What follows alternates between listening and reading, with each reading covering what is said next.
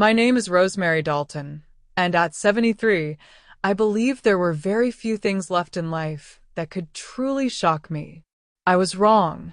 The envelope wasn't supposed to be opened that day. It sat quietly on the corner of Edward's desk, neatly placed among documents that had long defined my life: contracts, deeds, investment summaries. I had trusted Edward for over 2 decades. He had handled everything from my late husband's estate to the expansion of my textile company. There had never been secrets between us. Until that morning. "Rosemary," he said carefully, his voice lacking its usual confidence, "perhaps we should wait before going through that file." But I had already seen my name printed across the tab. Curiosity is a dangerous thing when paired with instinct, and something in my chest told me I needed to know. I opened the folder. At first, the words didn't seem real. They looked like they belonged to someone else's life, someone else's family. But as I read further, each sentence pressed heavier against me. While I acknowledged the financial assistance provided by my grandmother, Rosemary Dalton, I must also state that her approach to relationships has often been transactional and rooted in material priorities. I stopped breathing. I read it again. Slower this time. Then again. My hands trembled, though I didn't remember them ever doing so before. Not when I buried my husband. Not when I fought off competitors who tried to destroy my business. Not when I signed deals worth more money than I ever imagined possible as a young widow. But now? Now a single paragraph had undone me. "She didn't mean it like that," Edward said quietly. I looked up at him. "Didn't she?" He removed his glasses, something he only did when he had no good answer. The silence confirmed everything. The statement had been written by my granddaughter, Clara. My Clara, the child I had helped raise. The girl whose scraped knees I bandaged, whose tuition I paid, whose dreams I financed when no one else believed in them.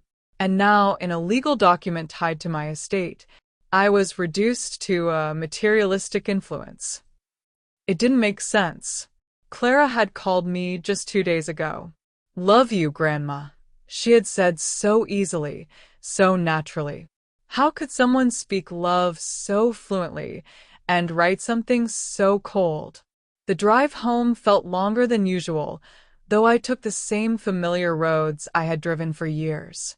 The city blurred past me, shops, traffic lights, people going about their ordinary lives. I envied them. There is something cruel about betrayal when it comes from the person you trusted most. It forces you to question not just them, but every memory you shared. When I arrived home, the house felt different. Not empty, not unfamiliar, just exposed. Every object seemed to whisper the same accusation. The grand piano in the living room. Had I bought it because Clara loved music, or because I could afford it? The guest room she used during summers. Was it comfort or control? The art studio I funded for her, support or expectation? I walked slowly through the house, seeing everything as if through her eyes. And for the first time I wondered, had I mistaken generosity for love? That evening I found myself sitting by the window in my study. The sun dipped low, casting long shadows across the garden. My phone vibrated. "Clara." I stared at the screen before opening the message. "Dinner tomorrow still on? I found that wine you like. Miss you. Miss you." The words felt like a contradiction. My fingers hovered over the keyboard. I could confront her immediately. Demand answers. Demand truth. But something stopped me. If I asked now, she would explain. And explanations are rarely honest when someone feels cornered. No. I needed to understand what had led her to write those words in the first place. So instead, I typed, "Of course. I'll be waiting." Simple. Warm. Unquestioning. A lie, perhaps, but a necessary one. Sleep didn't come easily that night. Memories did. Clara at age 6, insisting on baking cookies with me and covering the kitchen in flour. Clara at 16, crying after her first heartbreak, telling me I was the only one who truly understood her. Clara at 25, opening her design studio, her dream, made possible by a check I had signed without hesitation. Had I done too much? Or not enough of the right things? Somewhere along the way, something had shifted. Quietly, invisibly, and I hadn't noticed. That realization hurt more than the words in the document. The next morning, I woke with a clarity I hadn't felt in years. This wasn't just about being hurt. This was about truth. And truth doesn't reveal itself politely. You have to go looking for it. My first call was to my son, Daniel, Clara's father. He answered quickly, as always. Mom? Everything okay? His tone carried concern, but also distance. Our relationship had grown more formal over the years. I was just thinking about Clara, I said, keeping my voice steady. How is she really doing? A pause. That pause told me more than his words ever could. She's managing, he finally said. Managing how? He sighed. Her studio's doing all right, but things at home not so much. Her husband? I asked. Yes. Marcus. I had never trusted Marcus. He was charming, articulate, too much so. The kind of man who always seemed to say exactly what people wanted to hear. But charm, I had learned long ago, is often a mask. There have been some financial issues, Daniel continued. She didn't tell you? No, I said quietly. Another pause. I didn't think so. After the call ended, I sat in silence. Financial issues. That didn't align with what I knew. Clara's studio had been funded well. She had talent, discipline, opportunity. Unless something or someone was draining it. A thought formed slowly, unwillingly. And once it appeared, I couldn't ignore it. By noon, I found myself doing something I never imagined I would do. I drove to Clara's studio unannounced. It was a sleek, modern space in the arts district. Glass windows, minimalist interior, curated pieces displayed with intention. Her name was on the sign. She had built something real. Or, at least it looked that way. The assistant at the front desk recognized me immediately. Mrs. Dalton. What a surprise. Is Clara here? I asked. She just stepped out with her husband. They usually go to that cafe around the corner. Of course they did. I walked slowly toward the cafe, my heart beating harder than I cared to admit. Through the window, I saw them. Clara looked tired. Not physically, something deeper. Marcus was leaning forward, speaking intensely. She wasn't smiling. In fact, she looked afraid.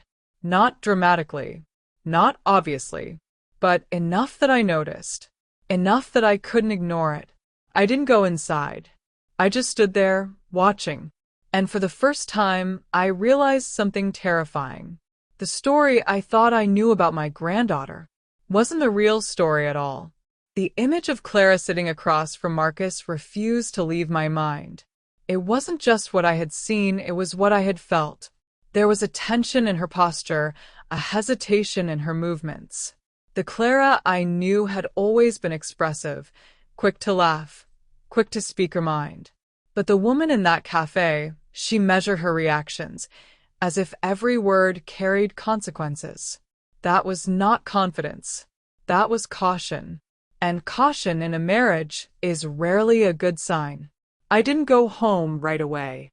Instead, I sat in my car 2 blocks away, hands resting on the steering wheel, trying to steady my thoughts. There are moments in life when you feel a quiet shift, like a door opening somewhere deep inside you. This was one of them. For the first time, I considered something I had been unwilling to face. What if Clara's words about me weren't entirely her own? That afternoon, I did something I hadn't done in years. I logged into the shared financial account I had set up for her studio. It had always been a simple arrangement. I contributed a monthly amount to support operational costs, materials, rent, staff. I never interfered with how she used it. Or, at least, I thought I didn't. The screen loaded slowly, as if giving me time to change my mind. I didn't. I opened the transaction history. At first, nothing seemed unusual. Standard payments, supplies, utilities, salaries. Then I scrolled further. And that's when the pattern appeared. Large transfers. Not occasional. Not justified by business growth. Regular. Consistent. And all directed to one place. And Lawson Holdings. I frowned. That wasn't Clara's business. It wasn't even related to design.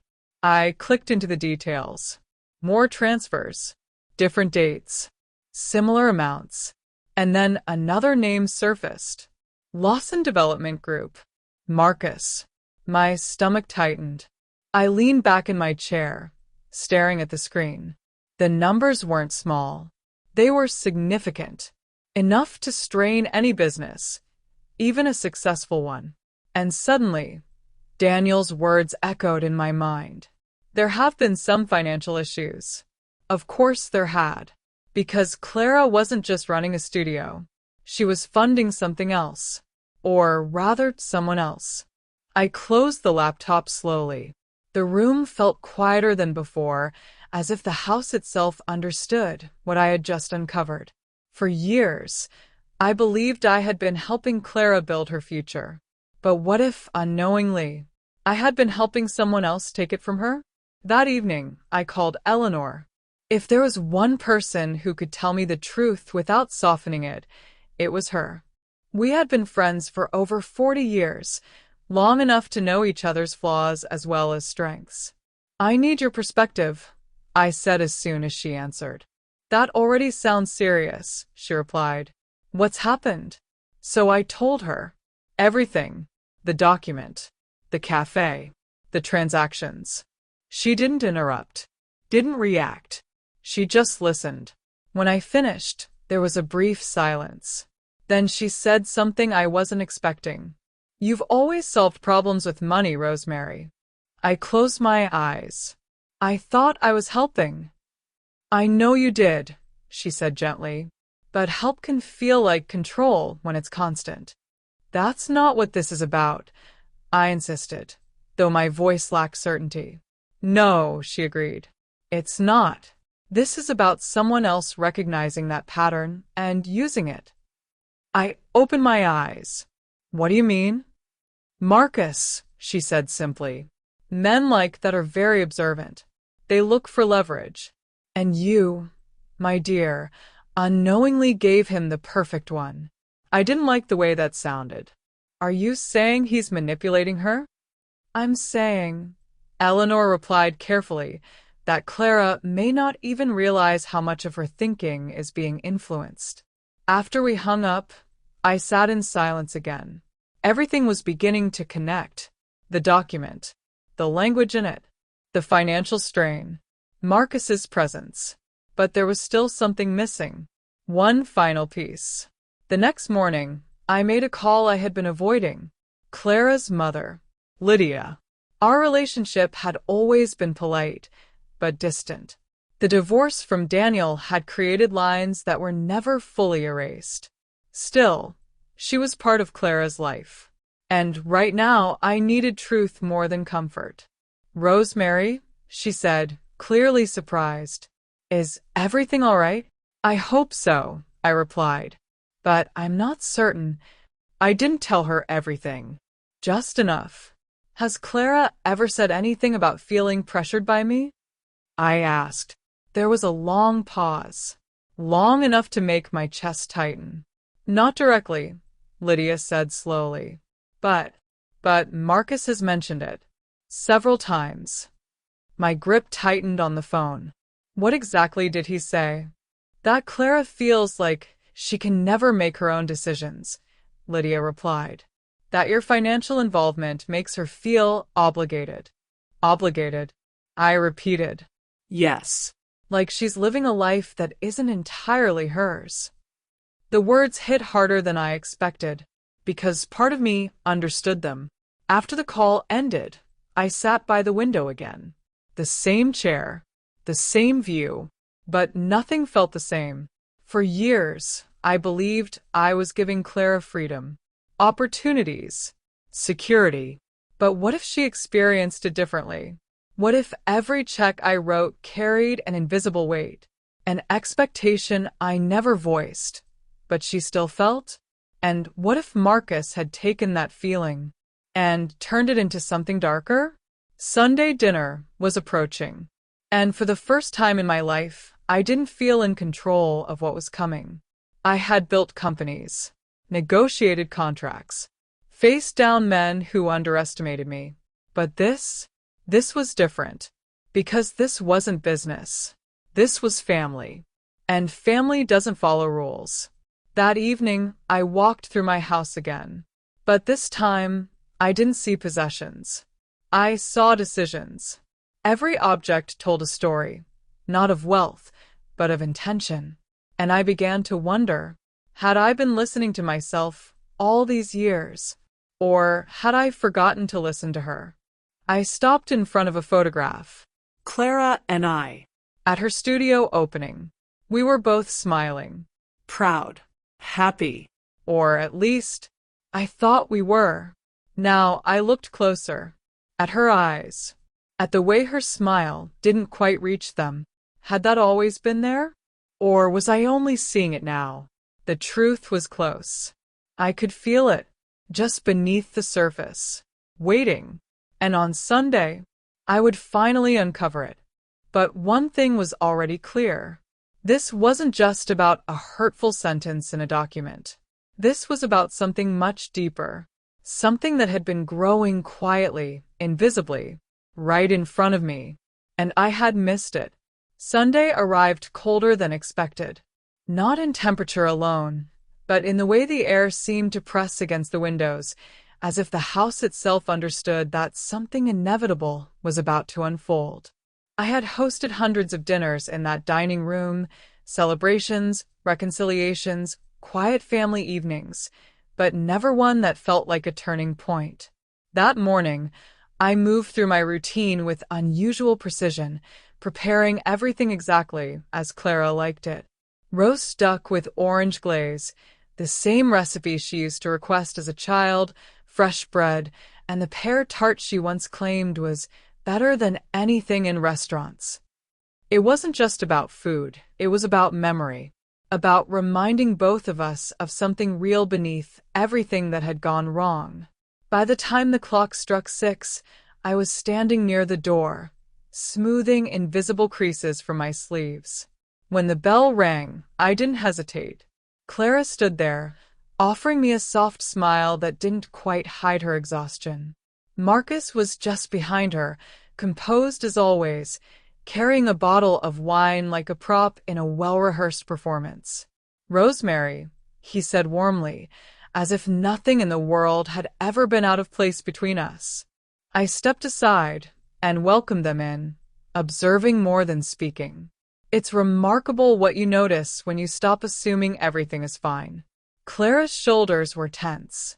Marcus's hand rested on her back, not gently, but firmly, like a quiet reminder of presence. We settled into the living room first. Small talk filled the space, but it felt thin, like a surface stretched too tightly over something unstable. Clara spoke about the studio, about a new client, about expansion ideas she didn't seem fully excited about. Marcus interrupted often, finishing her sentences, correcting details, inserting himself into every part of the narrative as though her accomplishments required his translation. I watched carefully, saying little. This time, I wasn't here to guide the conversation. I was here to understand it. Dinner began without incident. Plates were passed, glasses filled, polite remarks exchanged. But beneath it all, there was pressure building, something unsaid but undeniable. I felt it in the pauses between sentences, in the way Clara avoided my eyes when certain topics surfaced, in the way Marcus steered discussions away from anything too personal.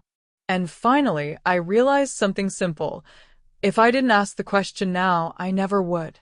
So I did. Clara, I said, placing my fork down gently, I need to ask you something, and I want you to answer honestly. She froze slightly. Of course. Do you believe I'm a materialistic person? The silence that followed was immediate and absolute. Even Marcus didn't speak. Clara's expression changed. Confusion first, then recognition, and then something much heavier. What? She whispered. I read the statement attached to my estate documents. I continued calmly. The one where you described my values. Marcus shifted in his chair, too quickly to go unnoticed. Clara's face lost color.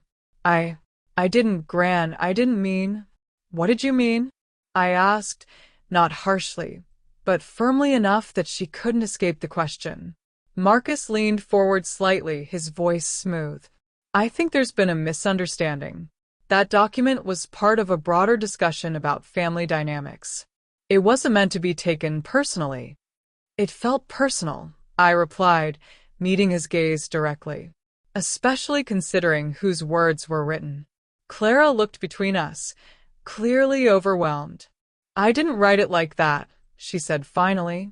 I mean, I talked about things, but not like that. Marcus gave a small, dismissive smile. Legal language often sounds harsher than intended. I ignored him. Clara, I said gently, look at me. Do you believe what was written there? Her hands tightened around her napkin. I think sometimes she struggled, searching for words. Sometimes I feel like money becomes the solution before anything else does. The words landed softly, but they carried weight. Not accusation, not anger, just truth. And truth is often the hardest thing to hear. I see, I said quietly. Marcus nodded, as if this confirmed his position. Exactly. It's about patterns, Rosemary. Influence. But something in his tone had shifted. Less explanation, more control. Clara noticed it too. Marcus, please, she said softly. What? He replied. We're being honest, aren't we? I watched her carefully. That hesitation again. That same cautious energy I had seen in the cafe. And then something inside me clicked. Clara, I said, my voice steady. I'd like you to read something. I stood, walked to my study, and returned with the full document, the one Edward had shown me. Not just the paragraph. All of it. I placed it in front of her. Take your time. Marcus tensed. That's really not necessary. I think it is, I replied. Clara began reading. At first, her expression was uncertain, then confused, then alarmed. She flipped through pages faster now, her breathing uneven. What is this? She said, looking up. I didn't write this. These conditions, these restrictions, this isn't what I said. Marcus's composure cracked for just a second. It's structured language. You signed it. I signed paperwork you gave me, she shot back. You told me it was for the studio accounts. The room shifted. Completely. Clara, I said quietly, look at the last page. She did. Her fingers hovered over the signature. That's my signature, she whispered. But I don't remember signing this. Marcus stood abruptly. This is getting out of hand. No, Clara said, and for the first time that evening, her voice was clear. What's getting out of hand is that I don't recognize half of what's in here, and somehow it's under my name. He exhaled sharply. You're overreacting. Am I? She replied. I didn't interrupt. This was no longer my moment. It was hers. The section about controlling inheritance decisions, she continued, flipping pages. The part about limiting charitable giving, that's not me. That's not what I believe. Marcus didn't answer. Because he couldn't. The silence exposed everything. And then came the realization, the one I had been waiting for, but still feared. You used me, Clara said slowly. You used my name to influence her will. It's not like that. It is exactly like that, I said, my voice calm but unyielding. And you know it. Marcus's expression hardened. Gone was the charm. Gone was the politeness. What remained was something far more honest. And far more dangerous. I think we're done here, he said coldly. Clara, get your coat. But Clara didn't move. Not this time. No, she said quietly. He stared at her. What did you say? I said no. There it was. Not hesitation. Not fear. Strength. Real strength. And as I looked at her in that moment, I didn't see the girl I had raised. I saw a woman. One who had finally begun to see clearly. And who was no longer willing to look away. The moment Clara said no, something irreversible shifted in the room. It wasn't loud or dramatic, but it carried a finality that even Marcus couldn't ignore. I watched his expression carefully, the tightening jaw, the flicker of calculation behind his eyes. He was deciding his next move, weighing control against exposure. Men like him don't lose composure easily. They adjust. You're tired, he said after a pause, his voice softer now, almost patient. We'll talk about this at home. I'm not going home with you tonight, Clara replied, and though her hands trembled slightly, her voice held. That was when the mask slipped. Not entirely, but enough. This is because of her, he said, glancing at me with thinly veiled irritation. You always let her interfere. I didn't react. I had learned long ago that silence at the right moment is far more powerful than argument. Clara shook her head. No. This is because I finally read something I should have read months ago. He scoffed, but there was no humor in it. You signed it. You told me it was something else, she said. You knew I trusted you. The word trust lingered in the air longer than anything else that had been said that evening. Marcus straightened, smoothing his jacket, as if regaining control over his appearance might restore control over the situation. You're making this bigger than it is. It's just paperwork. No, I said quietly. It isn't. He turned toward me sharply. With all due respect, this doesn't concern you. A strange calm settled over me then. The kind that comes not from comfort, but from clarity. It concerns me when my estate is being manipulated through forged or misrepresented documents, I replied. It concerns me when my granddaughter is being used to justify decisions she never agreed to. His eyes hardened. You're accusing me of something serious. I'm stating what is evident, I said. Clara looked between us, her breathing uneven. Marcus, tell me the truth. Did you write those sections? He hesitated, just for a second, but that second was enough. I helped structure it, he admitted. That's all. That's not all, she said. You added things I never said. It was necessary, he snapped, the patience gone now. Someone has to think long-term. Your grandmother throws money at everything without considering consequences. There it was. Not strategy. Not justification. Contempt. And Clara heard it too. Her expression changed. Not into sadness this time, but something sharper. Don't talk about her like that, she said. I'm talking about reality, he replied. If someone doesn't manage that kind of wealth properly, it disappears. I was trying to protect. Protect what? I interrupted. Or protect who? He didn't answer. Because we all knew. The room felt smaller now, heavier, as if the walls themselves were closing in around the truth that had finally surfaced. Clara pushed her chair back slowly and stood. For a moment, she swayed slightly, as if the weight of everything was catching up with her. I need space, she said. Marcus let out a sharp breath. You're being irrational. No, she replied, And this time there was no hesitation at all. I'm being clear. I stood as well, not to intervene, but to be present. There's a difference, she continued, looking directly at him now, between helping someone and controlling them. And I'm starting to realize I've been confusing the two. His expression darkened. So, now I'm controlling you? I think you've been trying to, she said. Silence followed. Not empty silence. Decisive silence. The kind that marks the end of something. Marcus looked at me again, as if searching for support he would not find. You filled her head with this. I didn't have to, I said.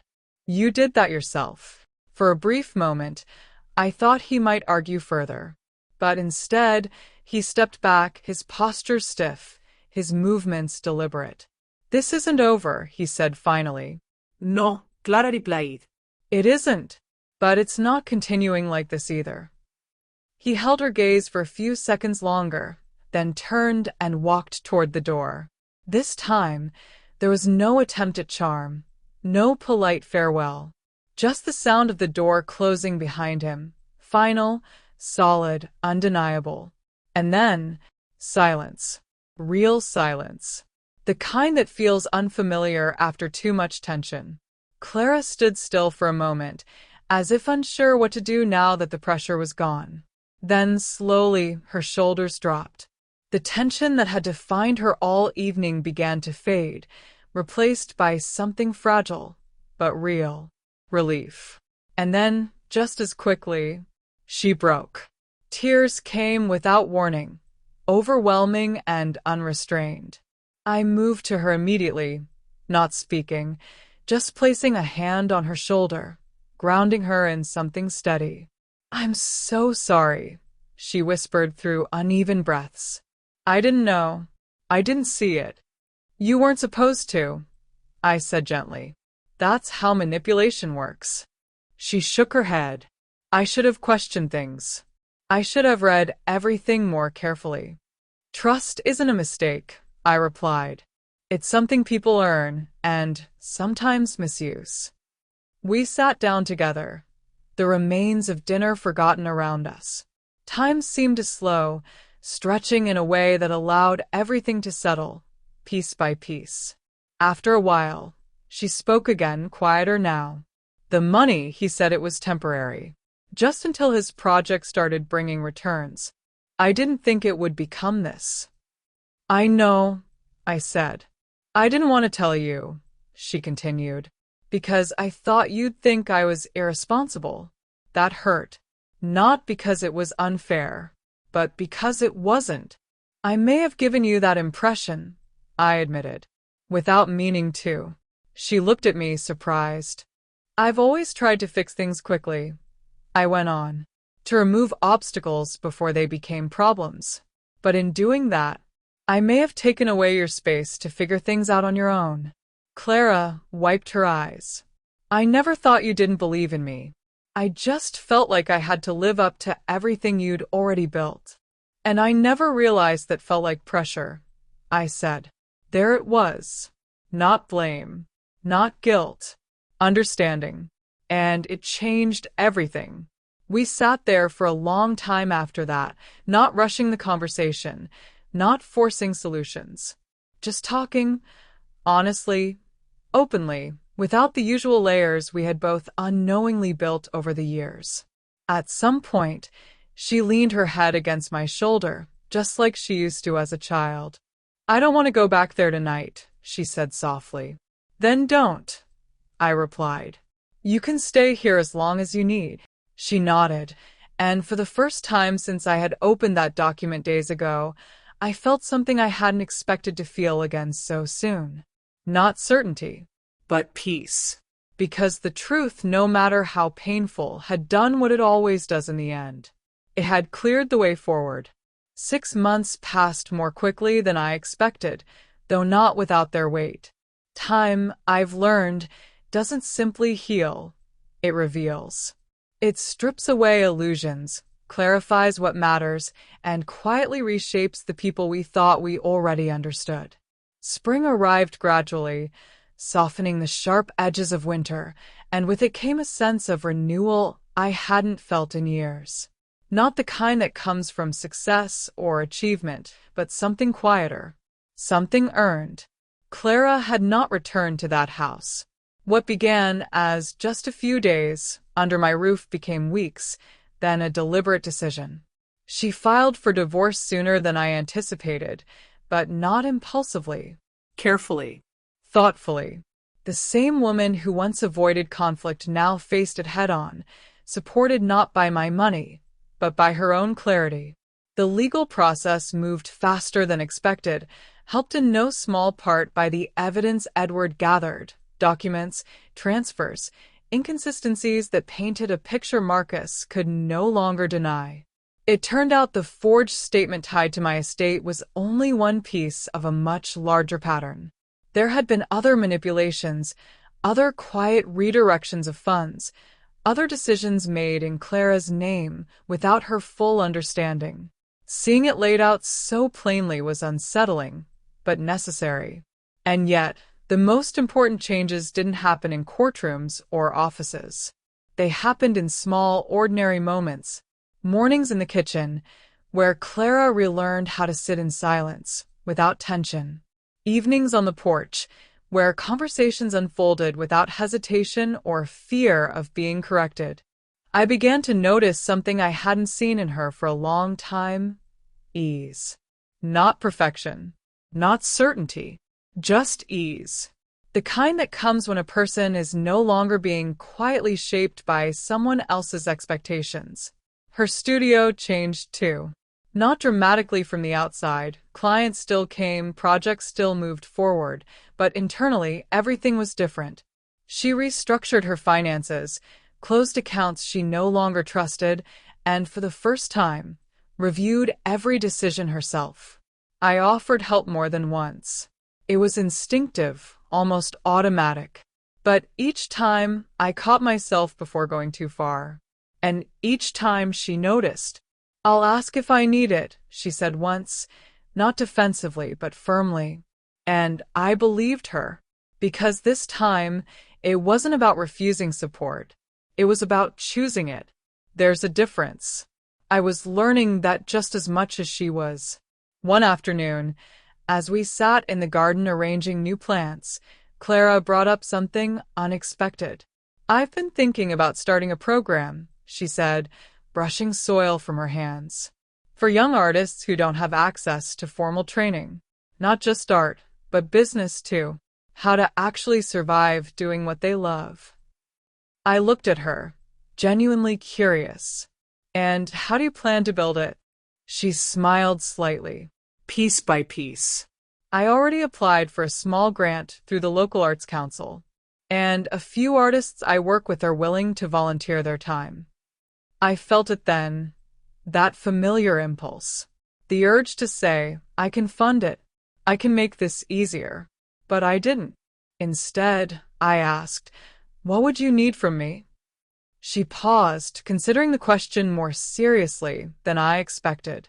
"Your experience," she said finally. "Not your money. Your perspective. You built something from nothing.